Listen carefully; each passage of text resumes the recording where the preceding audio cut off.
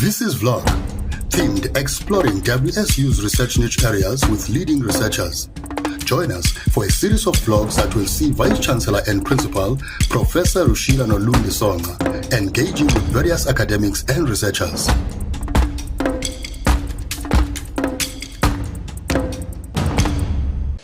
Good day, ladies and gentlemen, and to the viewers out there. Today I'm having a conversation with my colleague, Dr. Taziwa.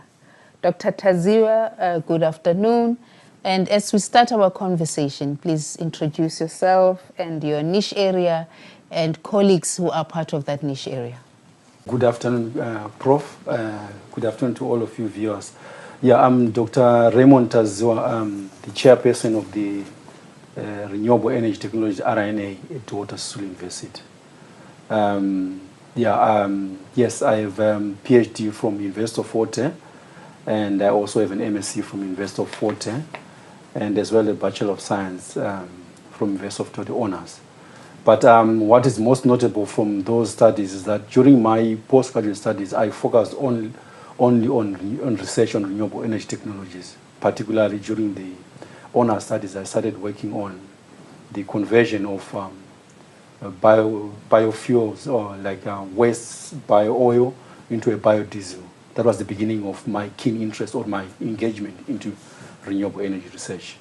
Then I went on to do my master's and PhD studies in solar energy research, where I was focusing on development of what is called the photochemical solar cells. And I also went on to improve the efficiency of that photochemical solar cell.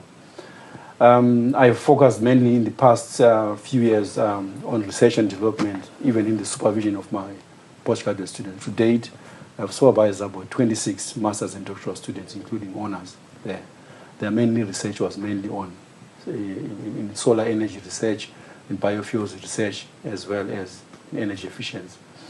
I have board members that form part of the renewable energy. We have board members that form part of the renewable energy RNA. They are mainly staff members from the Faculty of Science, Engineering and Technology. Also staff members from the Faculty of Science and Technology, the one based in Butterworth. And also new recent members from the Faculty of Natural Science in NMD campus. And we also have masters and postdoctoral students that have recently joined the RNA. Dr. Taziwa, I'm curious, what is the Renewable Energy Technologies RNA all about? And what are your key focus areas? Thank you, Prof. The Renewable Energy Technologies RNA, it has 4 focus areas. Mainly, we focus on conversion of solar energy into electricity. As we all know, solar energy is abundant, it's renewable, and there's no carbon footprint. Our main research focus areas within that solar energy are to convert the solar into a form of electricity, particularly for off-grid applications. We have several enablers that we use to achieve that. Mainly, we use nanotechnology to develop what is called nanostructured solar cells in that area. We also want to focus on the current issues of load shedding. We want to focus on the issues of energy and energy efficiency. How best can we use the energy that we have? What sort of mechanism can we put in place to assist that? We also focus on development of any other types of solar energy technologies. We also have the bioenergy focus area that is focusing on conversion of any biomass material.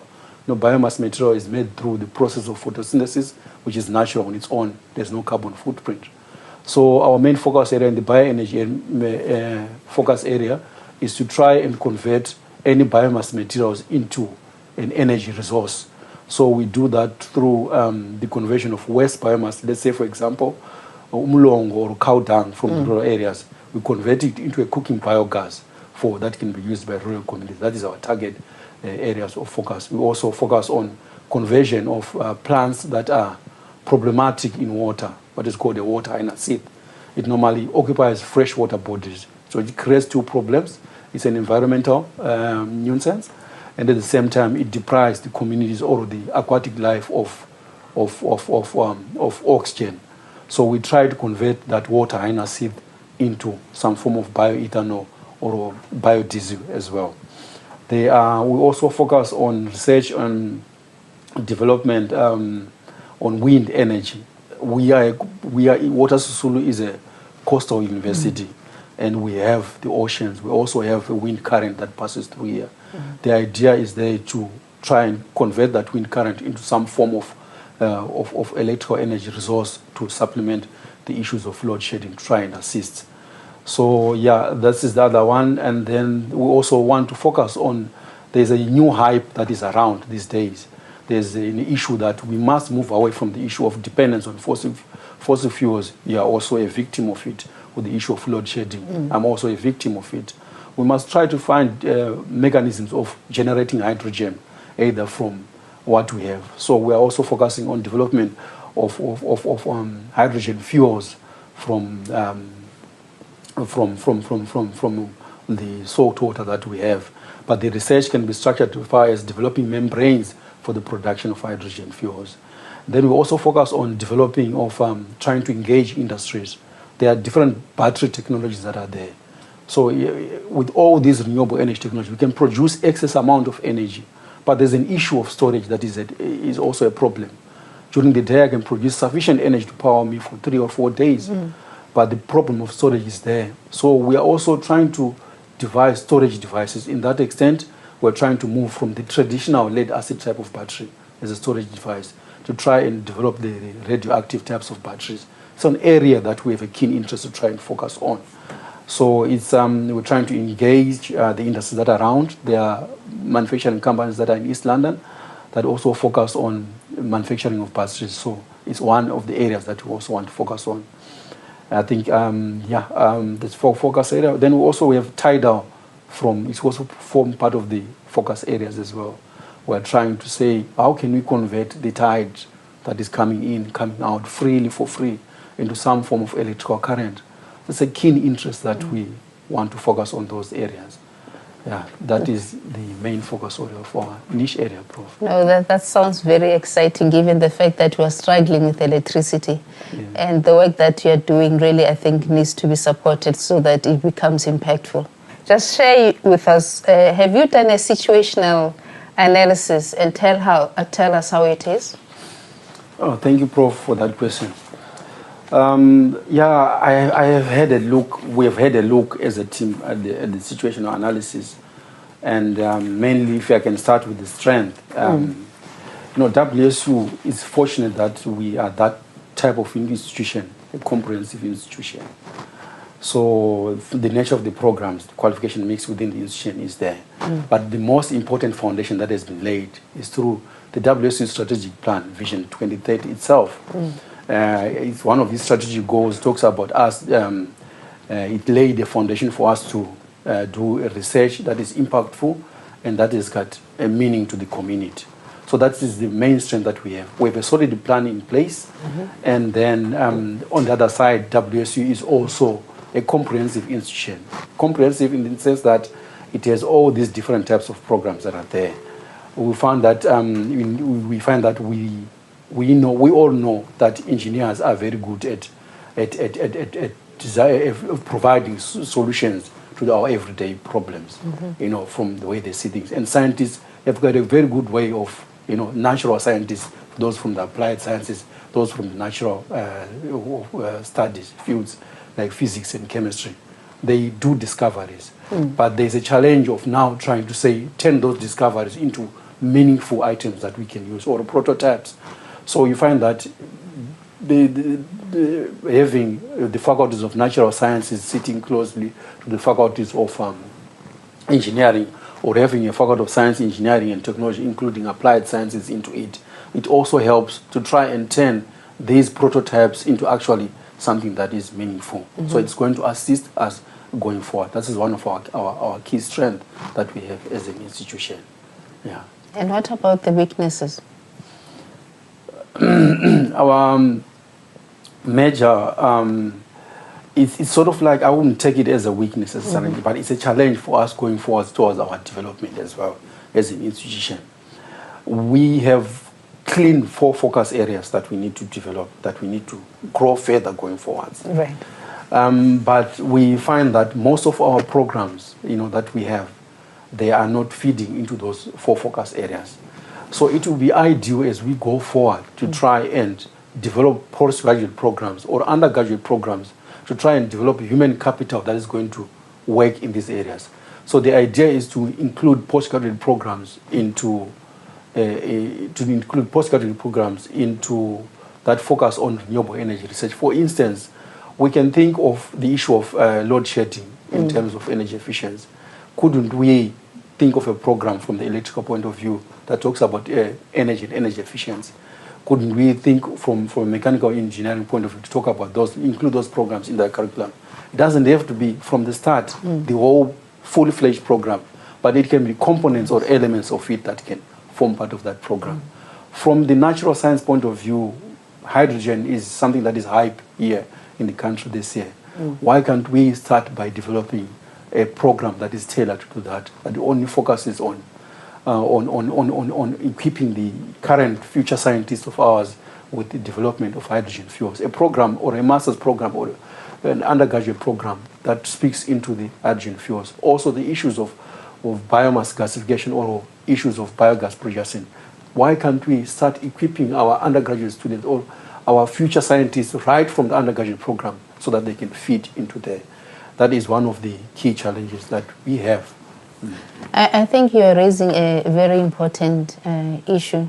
And as we are about to start reviewing our programs and with the intention of strengthening those programs and ensuring their impact, I think we need to start having those conversations and work across the faculties when we think of putting in place reviewed programs or new programs so that we can also address some of these challenges that we are highlighting, but in the process also ensuring that we become impactful. So I request that it is something that you should keep in mind, and once we start that process once it kicks in, then you also have those conversations with the deans in the Faculty of Natural Sciences. So we're talking about the threats. It just occurred to me, how do you think you can sustain the RNA, your RNA, and what do you think are the impediments that will make it difficult for you to sustain the niche area?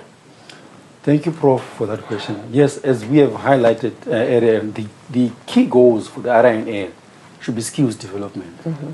But look at where we are situated. We are situated in one of the difficult provinces, in South Africa, where we have most of our students that come from disadvantaged communities as a whole. They only get to tertiary education through the funding that they go through NSFAS and other donor foundations. But for them to continue to further for postgraduate studies, there's a need for us to actually get funding for them to pursue postgraduate studies, so that we'll be able to achieve the first goal of skills development. Right. That is the first goal. So that is the key challenge that we have. We need to have funding for our postgraduate studies in order to feed our postgraduate programs that we've identified that needs to feed into the RNA as well. And then another key goal is that we need to continuously develop new knowledge and new methodologies and new processes to make the issue of renewable energy more efficient. And then another key goal of it, there's no research that only ends up in the lab. We have to go out there and actually implement the processes. So outreach and awareness is actually one of the key goals, that we think of. Those are the key goals for the renewable RNA. It is clear that you are doing great work. Can you just share with us some of your highlights? Thank you, Prof. It is key, it is very important to sustain any research projects that we have or any innovative research ideas that we have. It is key that we achieve funding. Right. We've been fortunate enough that some of the board members or the members that make up the niche areas, they received fast funding from ESCOM Tertiary Education Support Program. They've been receiving funding to support one of the staff members is actually pursuing research on converting biodiesels, and has been receiving funding since 2021. And then one of the flagships, one of the strong areas that I think we have been happy. We formed part of an international partnership, what is called the LEAP Renewable Energy. The focus of the project is that it wants to develop innovative products for solar energy, for solar cooking and refrigeration for rural communities in Africa. We form part of that one. And we received about 1.3 million for the next 24 months starting last year. So we are part of that project. And that project, it came along with additional human resources. We have been able to recruit a research assistant for that project. We also have been able to recruit a postdoctoral fellow through that project. So it is actually aiding to what we have. But yeah, these are one of the key achievements that we have achieved as an RNA. We continuously receive funding from ESCOM, and we have joined part of this international partnership, the LEAP Renewable Energy. It's a collaboration between about 8 institutions. 2 of them are from Africa. We are together with the Situational University of Technology as our partner, and we have investors from Northumbria, we have investors from Egypt, we have investors from Nigeria, and we have organizations from as far as Spain as well that are part of that project to try and develop innovative products for the rural communities. Oh, that is excellent. Having said that, where do you see your niche area in the next 5 years? Thank you, Prof. I'm a visionary myself. I wish always things grow big as they are.